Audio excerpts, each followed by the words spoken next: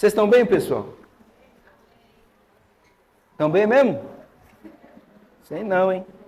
Uma cara muito boa não, né? Estava assistindo a luta do Popote.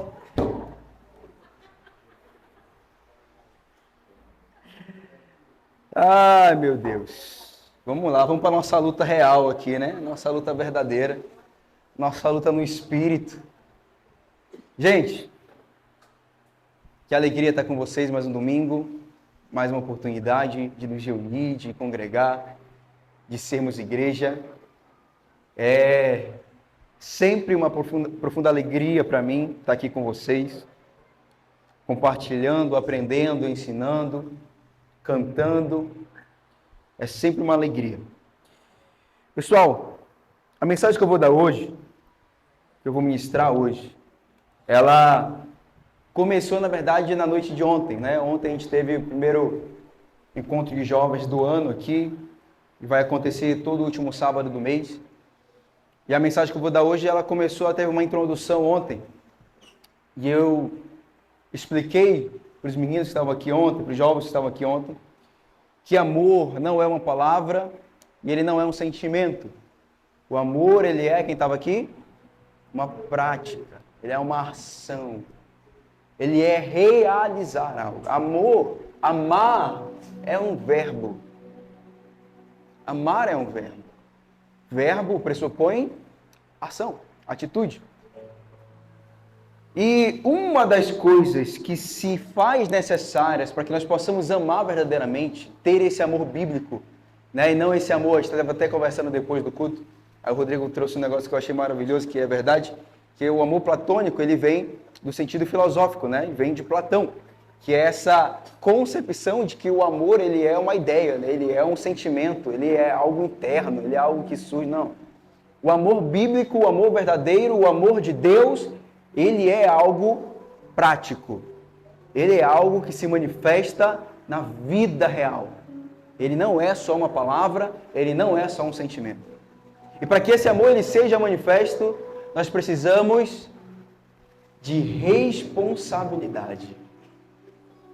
Ninguém consegue amar a Deus e amar ao outro sem responsabilidade. Sem responsabilidade, nós não conseguimos viver o Evangelho de Cristo verdadeiramente. Esse amor que traz ação, esse amor que traz uma prática real, nós não conseguimos. Por quê? Porque nos falta responsabilidade. Diga assim comigo, Deus merece filhos responsáveis. Deus merece filhos responsáveis. Deus merece filhos que assumem responsabilidade. Aí você olha para mim e fala, pastor, mas eu já sou uma pessoa responsável. Já pago minhas contas, né? Tá tudo em dia. Né? Eu cuido do meu filho, cuido do meu esposo, da minha esposa. Eu trabalho, sou uma pessoa idônea. Não é esse tipo de responsabilidade que a gente vai tratar aqui hoje. É uma responsabilidade bíblica, espiritual e eterna. A responsabilidade que eu quero tratar com vocês aqui hoje é uma responsabilidade que vem diretamente da eternidade. Se você entende que você é um ser eterno, você ganha um nível superior de responsabilidade, irmão. Você para de entender responsabilidade como as coisas que você tem que fazer para essa vida e começa a entender que responsabilidade tem a ver com as coisas que você está plantando para a eternidade. Que você está zelando, cuidando para a eternidade. Deus merece filhos responsáveis. Deus merece filhos que assumem as suas responsabilidades. Diga responsabilidade. É o assunto que nós vamos tratar hoje. Responsabilidade dos filhos de Deus. Daqueles que vieram para Cristo. Daqueles que se entregaram a Jesus. Abra comigo, por favor, Provérbios capítulo 24, versículo de número 11. Vamos lá? Provérbios 24, versículo de número 11, por favor.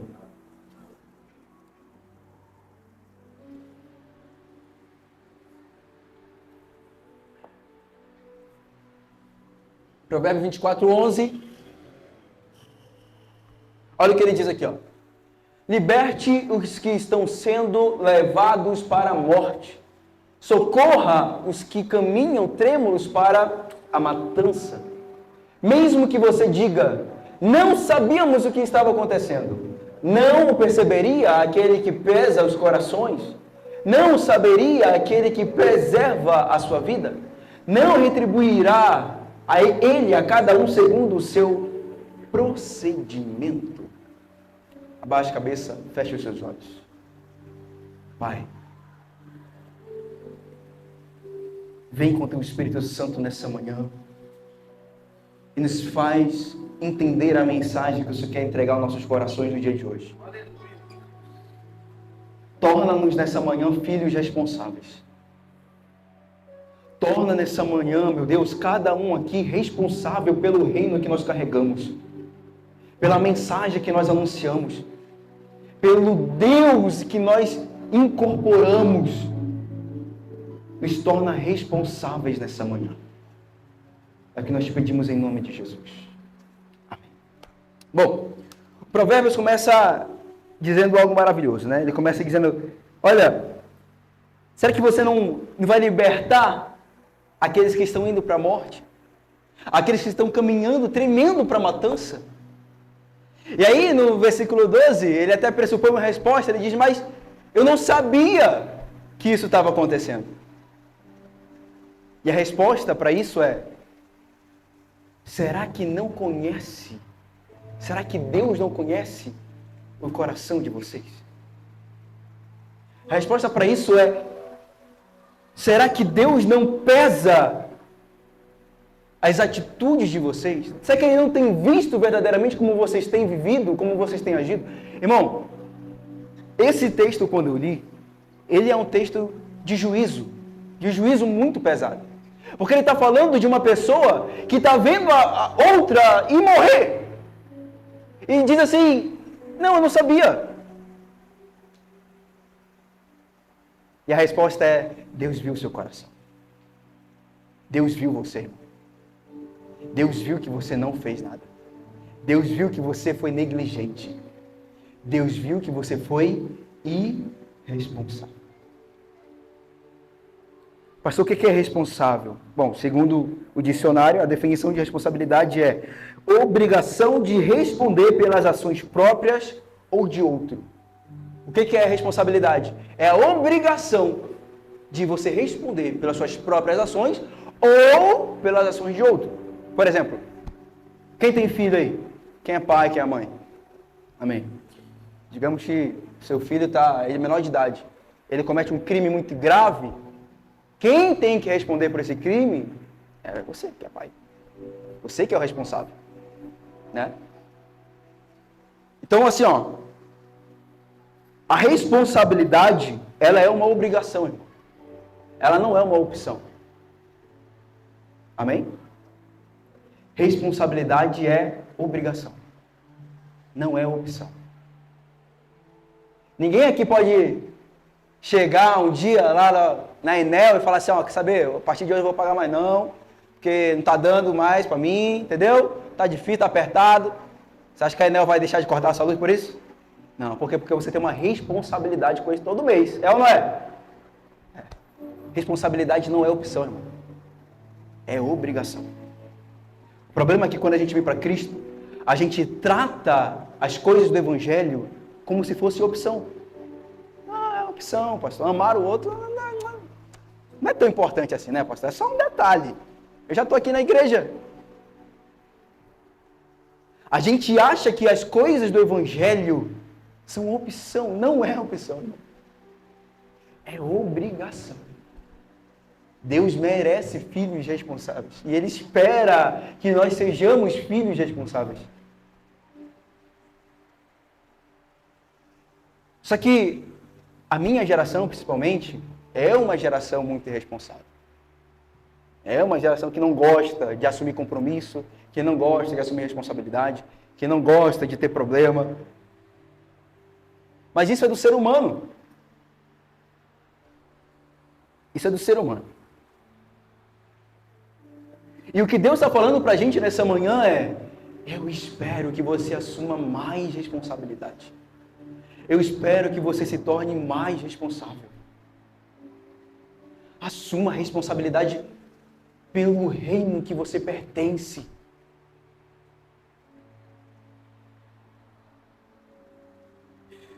Por que a gente não é responsável? Por que nós não conseguimos carregar essa responsabilidade? Vamos para Gênesis, capítulo 1. Gênesis, capítulo 1. Verso de número 26. Gênesis, capítulo 1, verso de número 26. A mensagem que eu tenho para entregar para você aqui hoje, nessa manhã, é curta, irmão. Eu vou passar 2 vídeos para você daqui a pouco. Mas de verdade, abra o seu coração para aquilo que está sendo ministrado aqui nessa manhã. Deus quer conduzir você. Deus quer levar você para um nível de responsabilidade superior com as coisas dele. Está na hora da gente começar a deixar de ser crianças que não carregam responsabilidade nenhuma. Começar a ser adultos responsáveis no reino de Deus. Gênesis 1, verso 26. Para que Deus nos criou? Ele diz, versículo 26, diz assim: então disse Deus, façamos, ele está falando com a Trindade aqui, o homem, a nossa imagem, conforme a nossa semelhança. E aí ele diz, domine ele sobre os peixes do mar, sobre as aves do céu, sobre os grandes animais de toda a terra e sobre todos os pequenos animais que se movem rente ao chão. Criou Deus, o homem, a sua imagem. A imagem de Deus criou, homem e mulher. 28. Deus os abençoou e lhes disse, sejam férteis e multipliquem-se, encham e subjuguem a terra. Dominem sobre os peixes do mar, sobre as aves do céu, sobre todos os animais que se movem. Disse Deus, eis que dou a vocês todas as plantas que nascem em toda a terra e produzem semente, e todas as árvores que dão frutos com semente, elas servirão de alimento para vocês. O que Deus estava fazendo aqui, gente? Deus estava dando responsabilidade para o homem. Quando Deus faz o homem, na criação do homem, Deus cria o homem segundo a sua imagem, segundo a sua semelhança, e dá para o homem também a responsabilidade. E diz, olha, você foi criado à minha imagem, mas também carrega uma responsabilidade sobre a criação. Lá na fundação, lá no início de tudo, Deus nos dá a responsabilidade. Mas qual que foi o problema? O pecado. Quando o pecado entra, ele acaba com a nossa responsabilidade. Quando o pecado é implantado na humanidade, nós perdemos o senso de responsabilidade com a criação. Nós começamos a achar que a criação não é problema nosso. Nós começamos a achar que a vida do outro é problema só dele. Nós começamos a partir para uma vida mais egoísta, egocêntrica. Começamos a olhar para nós mesmos e viver uma vida em torno dos nossos problemas. Em torno dos nossos interesses. Através do pecado que foi implantado no coração humano e na humanidade, a responsabilidade vai embora. Então, por que nós não conseguimos ser responsáveis? Por causa do pecado. Mas a boa notícia é que Cristo Jesus nos deu a possibilidade de viver uma vida sem esses pecados. Nos deu a possibilidade de viver uma vida sem a influência, sem o domínio, sem a prisão desses pecados em nós. E, consequentemente, uma vida de responsabilidade. Todo mundo entendeu? O pecado entra na humanidade através de Adão. A responsabilidade vai embora. Jesus vem nos salvar e remover nossos pecados. A responsabilidade volta. É por isso que quem está em Cristo, irmão, não pode viver uma vida só para si. Isso não é uma opção. Quem está em Cristo não pode viver uma vida só em torno dos seus problemas. Isso não é uma opção, irmão. É responsabilidade, é obrigação que você carrega o problema do outro. Pastor, mas já estou cheio de problema, pastor.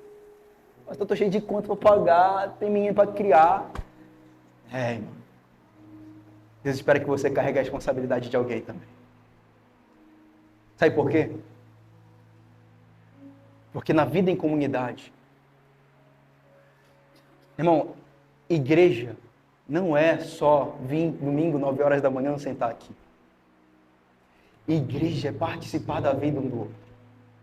É assumir responsabilidade pelo outro. Você acha que eu queria estar aqui agora de manhã? Eu queria estar dormindo, irmão. Mas eu tenho uma responsabilidade com vocês. Eu sou pastor desse lugar. Eu decidi entregar minha vida em favor do serviço. Eu tenho que ser responsável. Eu não estou aqui porque eu quero. Eu estou aqui porque eu entendi que eu preciso assumir a responsabilidade que me foi dada. E quando nós vivemos em comunidade, o problema do outro é o seu problema. E o seu problema é problema do outro também. O problema é que a gente acha que igreja é sentar nesse bendito banco todo domingo. Não é. Não é. Nunca foi. Atos capítulo 2. Quando a igreja de Jerusalém nasce, a Bíblia diz que a prática deles era sentar na mesa, partir o pão, fazer oração, ter uma vida comum. A prática da igreja sempre foi dividir uma vida comum, uns com os outros. Sempre foi. Só que a gente acha que o evangelho, viver as coisas do evangelho é opção. Não é opção, é obrigação. Aí a responsabilidade vem com o pecado, mas ela vai embora também com a redenção em Cristo Jesus. Você pode ser alguém responsável no reino de Deus, irmão. Aí você olha para mim e fala, pastor, mas eu? Você. Não, pastor, eu não. Você sim, irmão. Você sim. Cada um de nós tem um fardo de responsabilidade para carregar. Só que quando você deixa de carregar o seu, alguém vai ter que carregar por você. E aí o trabalho fica pesado, irmão. O trabalho fica pesado. Se todo mundo carregar o seu fardo de responsabilidade, vai ficar leve para todo mundo. Você está entendendo o que eu estou falando aqui, irmão? Glória a Deus. A falta de responsabilidade, a primeira coisa que a irresponsabilidade faz, quando ela entra na humanidade, é gerar morte. Gênesis capítulo 4, versículo 6. Gênesis capítulo 4, verso de número 6.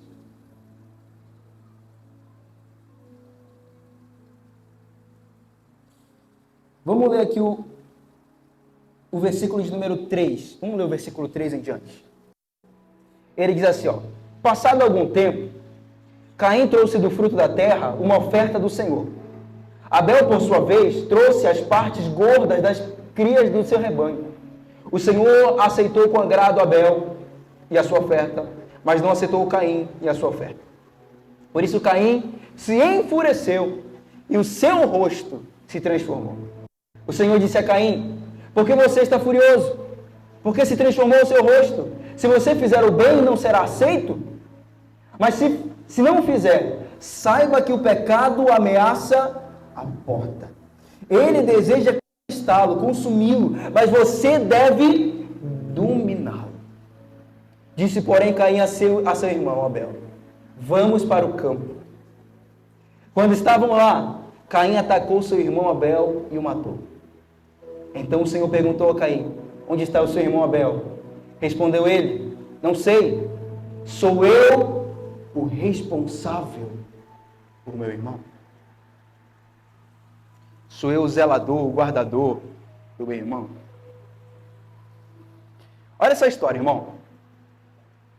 Adão e Eva têm filhos, primeiro é Caim e depois Abel. E aí eles resolvem oferecer algo a Deus. Caim era agricultor, então ele oferece das plantas, né? Das ervas lá, pega uma porção e dá a Deus. Abel, ele era pastor, ele cuidava de rebanho. Ele pega dos animais, da gordura dos animais, da melhor parte, e entrega a Deus. Deus aceita Abel e a oferta e rejeita Caim e a sua oferta. Quando Caim viu aquilo, ele ficou furioso. Como assim? Como eu fui rejeitado? Como eu sou menor que o meu irmão? Como que eu não fui aceito? Como que eu não sou esse alecrim dourado? Como? E a Bíblia diz que o rosto de Caim se tornou em ódio, se tornou em fúria contra o seu irmão. E aí Deus avisa Caim, ele diz, Caim, o pecado está à porta, meu filho. Por que você está furioso? Se você tivesse feito o correto, eu tinha aceitado. Não precisa ter ódio do seu irmão. Faz o correto. Caim, o pecado está batendo na sua porta e ele quer dominar você. Você precisa resistir, você precisa dominar ele. Caim dá ouvidos? Não. Ele vira para Abel e diz, Abel, vamos ali. Vamos ali que tem um negócio para mostrar para você ali. Caim mata Abel. Deus chega para Caim e diz, Caim, cadê o seu irmão? Caim diz o quê? Eu vou saber. Por acaso eu sou responsável por ele? Provérbios 24 estava falando de pessoas morrendo. Pessoas caminhando para a matança, tremendo. E alguém enxergando e falando, não, eu não sabia de nada não. Gênesis 4. Caim olha para Deus e diz, eu não sou responsável pelo meu irmão. Quando falta responsabilidade, irmão, a morte chega. Quando o senso de responsabilidade ele é perdido, ele vai embora, ele se esvai, a morte vai alcançar. De uma forma ou de outra, a morte chega. E aí, meu irmão, por que eu estou pregando essa mensagem hoje, tá? E por que eu preguei ela ontem?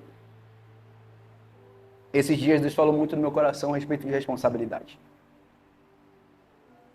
Deus falou muito forte no meu coração a respeito de uma igreja que não vive para si. Que entende que tem uma missão a cumprir nessa terra.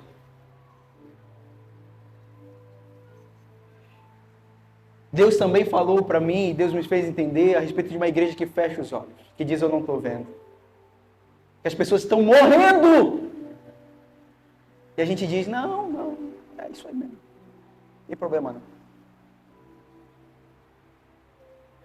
Eu vou pedir para o Fê soltar uma canção ali que viralizou na internet essa semana. A canção da Aimee Rocha, minha conterrânea paraense. A Aimee, inspirada por Deus, ela escreve, ela compõe essa canção e ela canta num reality show, né, de talentos e tal. E eu quero que você preste atenção na letra dessa música, irmão. Essa música não é uma música que a gente vai cantar aqui de domingo, porque ela não é a respeito de louvor a Deus. Essa música é uma música para você ouvir e refletir. É uma música para você ouvir e analisar se você realmente é crente. Para você ouvir e se analisar se de fato você tem assumido a responsabilidade que você precisa assumir. Solta para nós aí, Fê, por favor. Para finalizar essa semifinal, a quinta etapa desta temporada, gostaria que vocês recebessem no palco a Aimee Rocha. Fazemos campanhas para nós mesmos, eventos para nós mesmos, estocamos o maná para nós, oramos por nós e pelos nossos, o reino virou negócio, o dízimo importa mais do que os corações. Há um evangelho de fariseus, cada um escolhe os seus e se inflamam na bolha do sistema.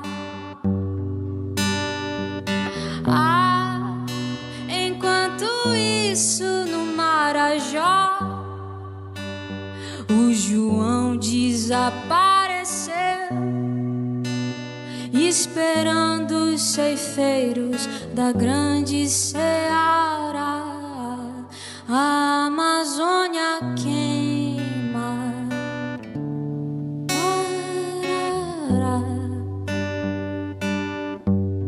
uma criança morre,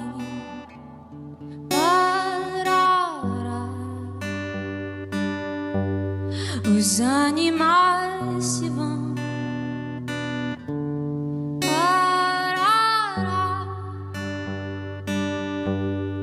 superaquecidos pelo ego dos irmãos, um evangelho de fariseus.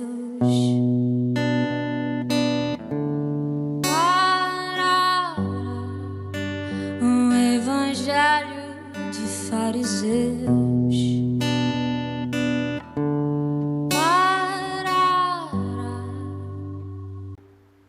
Para que é isso? Pode tirar.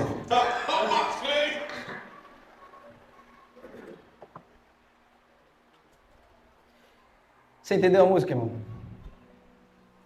Entendeu? Uma das coisas que me impulsionou a fazer e escrever essa mensagem aqui hoje foi as respostas que eu ouvi para essa música. Gente falando, ela é de esquerda, porque ela fala que a Amazônia está pegando fogo. Não, irmão. Ter zelo pela criação é coisa de quem assumiu a responsabilidade pelo reino que carrega. Amar os animais, cuidar da natureza, preservar a criação, é coisa de quem entendeu a responsabilidade que carrega, irmão. Não é coisa de esquerdista, não. Porque a nossa mente ela é tão caída que a gente só consegue pensar de direita e esquerda.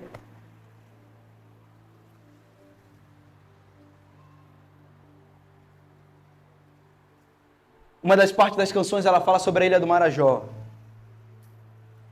E aí, na última semana, teve muita repercussão a respeito disso. As coisas que acontecem naquele lugar, é o pior IDH do Brasil. O lugar mais miserável do Brasil. Fica no Pará. E o que acontece lá é muito triste, irmão. É muito triste. Mães vendendo seus filhos para se prostituírem sexualmente. A gente acha que isso... Tem gente que falou que é fake news. Por que fala que é fake news? Porque não é da realidade dela, ela não vê acontecer no dia a dia. Né? Então, não é verdade, pastor. Ai, irmão, se você soubesse a realidade das pessoas em alguns lugares desse país. Tem gente que não tem o que comer. Tem gente que não sabe o que vai comer hoje, irmão. Hoje. Tem gente que não sabe o que vai comer hoje. Cadê os filhos de Deus? Cadê as pessoas que vão se levantar para cuidar da criação do Pai? Até quando a gente vai olhar e falar, isso não é responsabilidade minha? Até quando a gente vai olhar para essas coisas e falar, não, isso aí é culpa do governo. Não é, irmão, é culpa minha.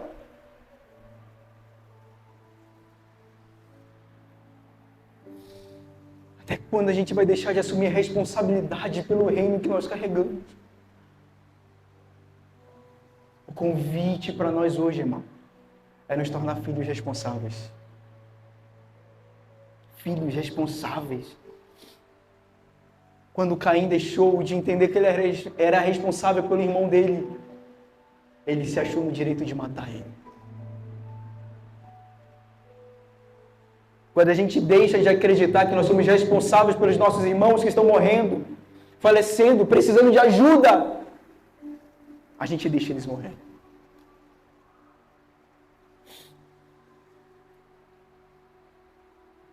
Deus espera que seus filhos sejam responsáveis, assumam a responsabilidade pela criação. Foi para isso que nós fomos criados. É por isso que nós fomos feitos à imagem e semelhança do Criador. Ele diz subjugue a terra. O que é subjugar? É governar, é direcionar, é liderar. Que tipo de líderes a igreja tem sido? Romanos capítulo 8, verso de número 18.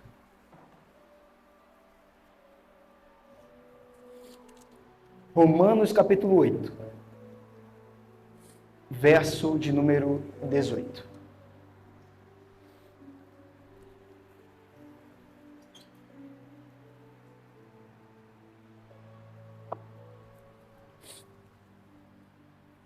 O apóstolo Paulo está falando aqui sobre aqueles que foram redimidos em Cristo, que receberam o Espírito Santo e que começaram a viver uma nova vida. E aí ele vai começar a falar sobre a glória futura, sobre a esperança que os cristãos carregam da volta de Cristo, né, da realização da promessa de Deus. Versículo 18 ele começa dizendo assim: considera que os nossos sofrimentos atuais não podem ser comparados com a glória que em nós será revelada. Ele está dizendo assim, nós que sofremos nessa vida, não fazemos ideia da glória que está por vir. E quando ele está falando dessa glória futura, ele está falando de um corpo glorificado, ele está falando de uma vida eterna ao lado de Jesus, ele está falando de uma nova realidade da criação, ele está falando de toda a esperança que nós carregamos, de uma nova realidade em Cristo Jesus. É isso que ele está falando. Então ele está dizendo, olha, todo o sofrimento que nós estamos vendo, todo o sofrimento que nós passamos, sentimos, não vai se comparar com a glória que vai ser revelada a nós. E aí ele continua dizendo assim, versículo 19. A natureza criada aguarda com grande expectativa que os filhos de Deus sejam revelados. Paulo está dizendo assim, olha, a criação geme, clama, aguarda com grande expectativa. Esse termo grande expectativa no grego é como se alguém tivesse assim, estendendo o pescoço, ansioso, esperando, tenso, com aquilo que está por vir. A criação olha para os filhos de Deus e vê esperança em nós. Aonde está a esperança que os filhos de Deus deveriam revelar para a criação? Versículo de número 20. Pois ela, a criação, foi submetida à inutilidade, não pela sua própria escolha, mas por causa da vontade daquele que a sujeitou, na esperança de que a própria natureza criada será libertada da escravidão, da decadência em que se encontra, recebendo a gloriosa liberdade dos filhos de Deus. Versículo 22, ele diz, sabemos que toda a natureza criada geme até agora, como em dores de parto. Ele está dizendo, olha, toda a criação caída está gemendo como em dores de parto. Irmão, imagina isso. Foi a expressão de dor máxima que Paulo encontrou para expressar como a criação está se sentindo. Irmão, nesse momento tem pessoas lá fora, desesperadas, pensando em tirar a própria vida, de tanta dor que está sentindo, só para ver a dor acabar. Nesse momento tem gente lá fora vendendo seus filhos, prostituindo seus filhos sexualmente, porque está sentindo a dor da fome. A natureza caída aguarda a manifestação dos filhos de Deus. Como? Gemendo com dores de parto. Versículo de número 23. E não só isso, mas nós mesmos, que temos os primeiros frutos do Espírito, gememos interiormente, esperando ansiosamente a nossa adoção como filhos, a redenção do nosso corpo. O que o apóstolo Paulo está dizendo aqui? Está dizendo, olha, nós que recebemos os primeiros dons, os primeiros frutos do Espírito, nós olhamos para frente e enxergamos a nossa esperança. Qual que é a maior esperança do cristão, irmão? É ganhar a Mega Sena? Não. Comprar uma casa, um carro? Não. É casar? Não. A maior esperança do cristão é entrar na eternidade, para deixar essa vida de sofrimento e pecado para trás, para ver toda a criação redimida, salva, livre de toda essa dor. Essa é a maior esperança daqueles que têm a Cristo. E aí a pergunta, irmão, é aonde foi que a gente se perdeu? Aonde foi que ser igreja se tornou frequentar um clube no domingo?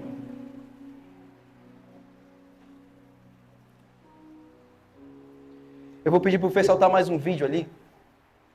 Esse é um vídeo um pouco maior, mas preste atenção, é um testemunho. É um testemunho de uma das pessoas que viveram a realidade que foi cantada aqui, logo a pouco. Meu irmão, de verdade, assuma a sua responsabilidade no reino de Deus.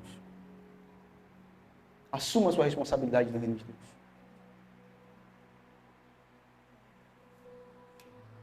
Como que a gente vai conseguir, irmão, redimir a criação? Levar o reino de Deus para a criação, se nós não assumirmos a nossa responsabilidade? Quantas mais pessoas vão precisar sofrer até você assumir a sua responsabilidade no reino de Deus? Pode rodar o vídeo aí, Fê, por favor.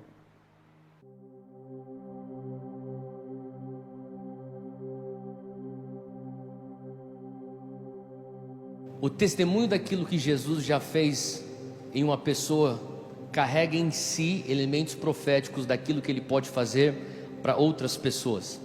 E por isso que a gente quer hoje abrir uma oportunidade para Romana, que é uma menina que foi resgatada nesse abrigo e hoje já é uma mulher, uma estudante de faculdade de pedagogia, trazer hoje a história dela para que a gente venha entender aquilo que Cristo fez na vida dela, resgatando ela através desse ministério. Então vamos dar uma salva de palmas, Romana.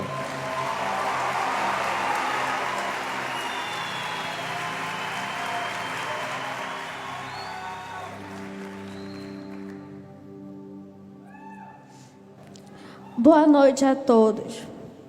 Me chamo Romana, nasci no Marajó, em uma vila na parte rural da cidade de Portel.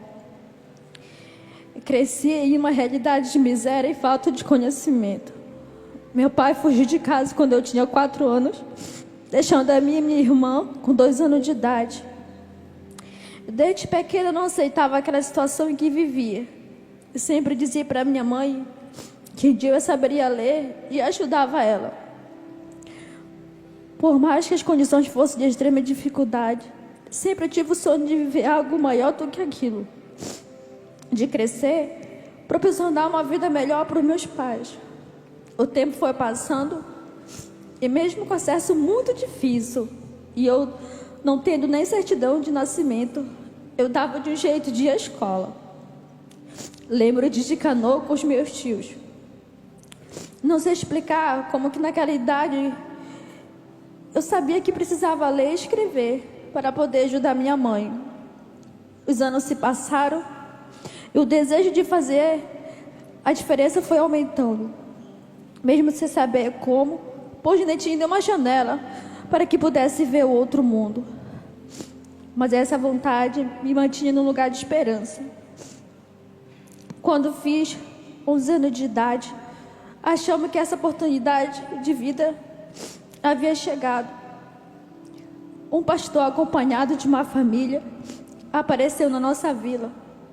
Ofereceu à minha família a oportunidade de me levar para morar com eles na cidade de Portel para ser babá dos filhos deles.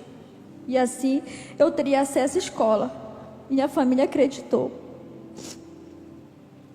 Logo na primeira ida à cidade, o pastor e essa família mudaram de rota, me sequestraram, me levaram para Manaus, onde por 11 meses fui mantida em cativeiro com outras crianças. sem ir muito a fundo, foram 11 meses de estrupo, terror psicológico, espancamento. Inclusive, quando veio a minha primeira menstruação, este falso pastor me bateu tanto que até hoje tem marca no meu corpo. Um dia, uma dessas crianças que estava comigo no cativeiro fugiu e mostrou para a polícia onde estávamos. Nisso, conseguimos fugir também. A menina mais velha que estava comigo vendeu algumas coisas, roupas e coisas que haviam na casa e conseguiu fugir. Comprar minha passagem de barco para voltar para minha família. Foram dias até chegar novamente em Portel. Cheguei um fim de tarde, não conhecia muito bem a cidade. Afinal, eu era da parte rural. Sentei em uma praça e logo um taxista apareceu e disse: "Você é a Romana, a menina que foi sequestrada pelo falso pastor. Você está viva." A cidade toda sabia do caso. Ele repetia: "Você é a Romana." Eu dizia que não, por tinha medo de tudo. Ele me colocou no táxi e me levou até a delegacia. Quando encontrei o delegado, ele desmaiava, incrédulo que eu estava viva. Todos me tinham como morta. A única pessoa que acreditava que eu estava viva era minha mãe. Ela manteve a fé. Me levaram até a minha família. Ao mesmo tempo que foi tudo maravilhoso reencontrar meus pais e meus irmãos, eu não conseguia mais ficar naquele lugar onde tudo havia acontecido. Não conseguia sequer dormir de medo. Só Deus eu sabia o que doía em mim. Havia desenvolvido muitos traumas com abuso. Tinha sido muito machucada, espancada, estava fragilizada. Era apenas uma criança de 11 anos e não conseguia mais viver no ambiente da minha família. Dias depois, eu mesma procurei a polícia e o delegado. Eu vi o meu sofrimento e pedido de socorro. Eu precisava de um lugar para morar, para recomeçar. Foi assim que o delegado me ajudou a chegar até a Missão Ágape, de 16 de março de 2009. Não consigo traduzir muito o que eu senti naquele dia. Sei que entrei lá e uma paz muito grande tomou conta de mim. Eu estava segura de tudo. Conheci a irmã Raimundo e Maria José, e elas com toda a bondade do coração me acolheram e lutaram por mim. Com a ajuda delas, consegui ser curada dos abusos, medos e traumas. Eu aceitei a minha história, me perdoei a Deus, pois culpava Ele por tudo que aconteceu quando era criança. Jesus foi o meu melhor psicólogo e elas me apresentaram a Ele. Tinha muitos sonhos, entre eles saber ler e dar uma casa para minha mãe. Estavam nos principais. A irmã Raimunda sabia disso. E quando chegava a noite, íamos rezar. E ela me ensinava a ler com os livros de oração. Assim que eu aprendi a ler, orando a Deus. Devo a Deus a elas e a missão, a minha vida. Hoje, minha maior sonho é me formar na faculdade de pedagogia. Só falta um ano. E depois ajudar a missão. E se agora eu consigo ler de testemunho a vocês, foi porque um dia alguém resolveu obedecer o chamado do Senhor e amar o próximo, a se entregar. Elas me ensinaram, me amaram, cuidaram de mim com o maior amor possível. Lá eu renasci, espero um dia fazer o mesmo que fizeram por mim. Deus abençoe. Pode tirar aí, Fê. Fica de pé, irmão, vamos orar.